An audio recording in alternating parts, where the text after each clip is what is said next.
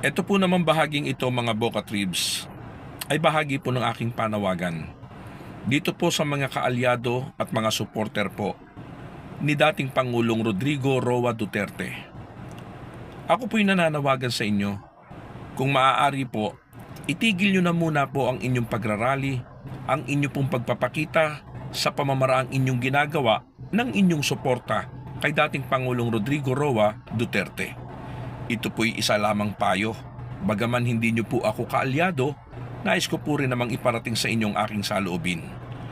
Baka po mamaya kasi, sa halip na kayo po ay makapagpakita ng inyo pong pagsuporta at pagsimpatiya kay dating Pangulong Rodrigo Roa Duterte sa pamamaraan po ng inyong mga pamamaraang ginagawa sa marahas at madahas ninyong pamamaraan, makapagbigay po ito ng hudyat sa ating pamahalaan kay Pangulong Bongbong Marcos na ibagsak po niya ang martial law.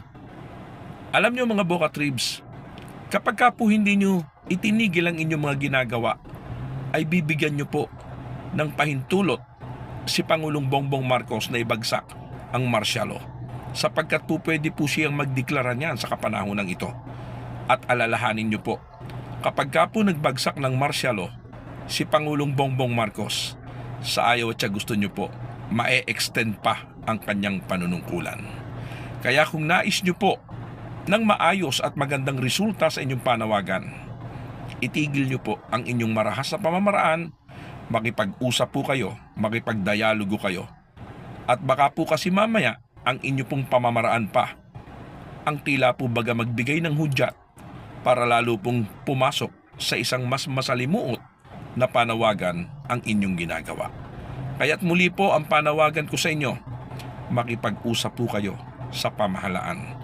Huwag nyo pong daanin sa dahas, huwag nyo pong daanin sa ganyang pamamaraan, sapagkat pakatandaan nyo po, kung sakali po na magtagumpay kayo, sakali po lamang mapababa nyo po o mapapag-resign nyo po si Pangulong Bongbong Marcos, akala nyo po ba ay maibabalik ninyo si dating Pangulong Rodrigo Roa Duterte dito sa Pilipinas?